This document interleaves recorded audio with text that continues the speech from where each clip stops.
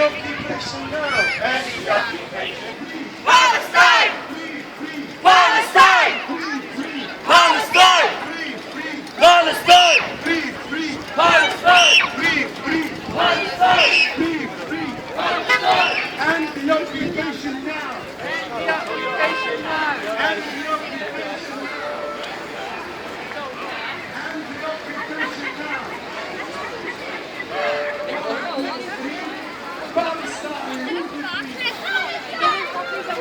Palestine will be free. Palestine will be free. End the occupation now. End the occupation now. Barclays, we know you. Barclays, we know you. You support. Okay. We stand in here again. This bank, as it is in many of our forces, has 7.3 billion invested in armed trade. 7.3 billion in armed trade. The Palestinians and the world, yes, do not need bullets. The children need books. They don't need tanks. They need teachers. They don't need drones. They need desks. They don't need war. They need education. And this bank, the more 3 billion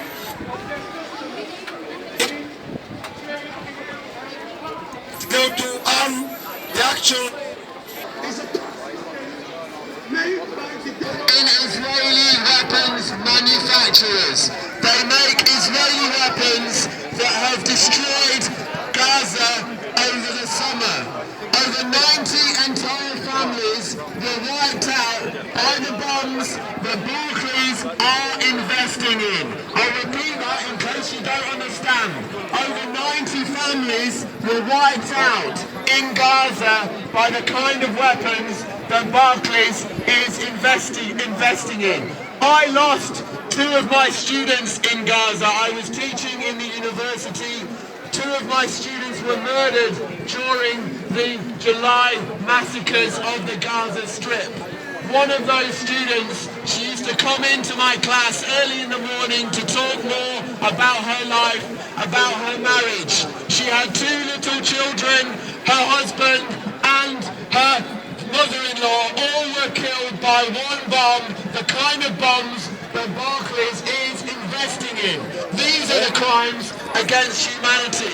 These are the crimes that are taking place against the Palestinian people all the time. And without that investment, without that money, these weapons cannot be built. There is not the same Israeli profiteering from mass murder of a civilian population.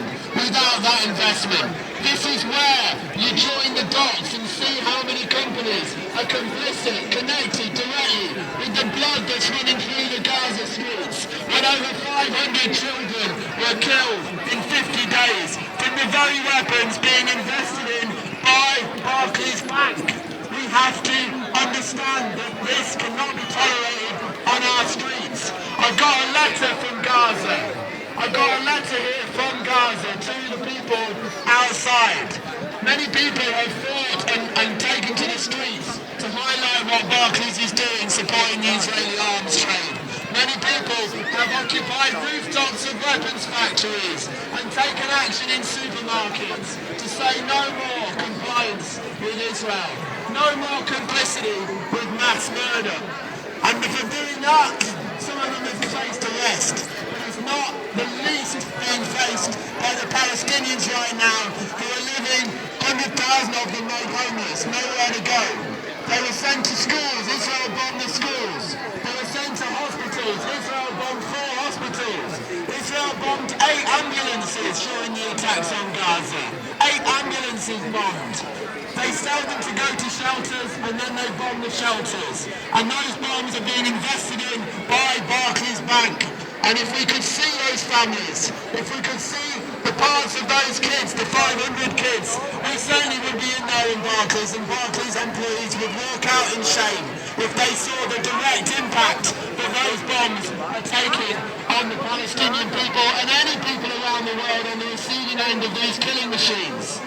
The last message here is from Gaza itself, and it's in support of people who have been arrested or faced arrest by protesting for Palestine and protesting for human rights and protesting for dignity, freedom and life for the Palestinians in Gaza. As academics and students, representatives of all academic institutions in Gaza, we support and salute those in the United Kingdom and beyond who face convictions for standing against the mass murder and brutal destruction of the Israeli army across Palestine this summer.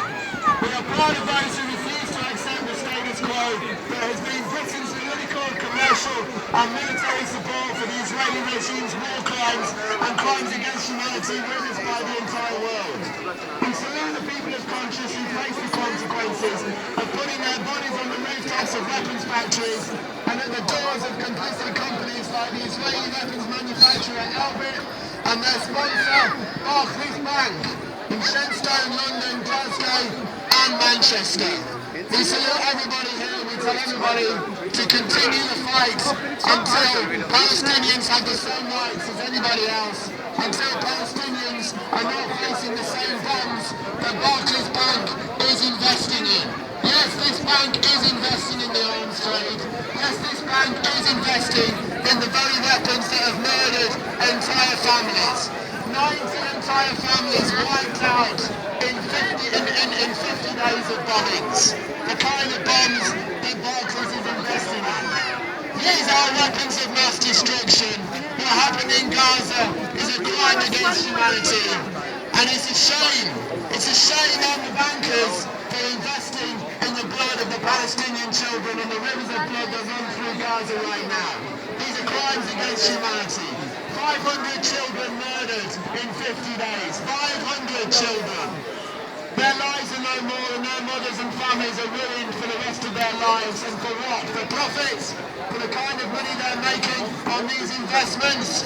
Are they going home happy? Are they going home with their houses and their cars, knowing full well they've just piled money into yet more massacres in Gaza?